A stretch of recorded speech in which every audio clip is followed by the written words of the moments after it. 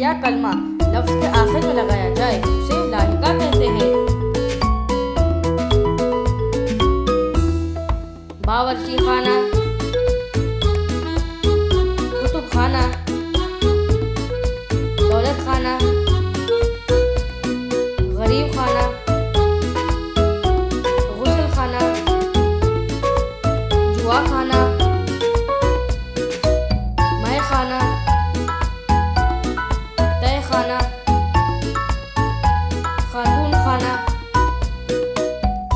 ज़नान खाना, जेल खाना, दवा खाना, यतीम खाना, शिफा खाना, शराब खाना, कबूतर खाना, तोप खाना, कैद खाना, दीवान खाना,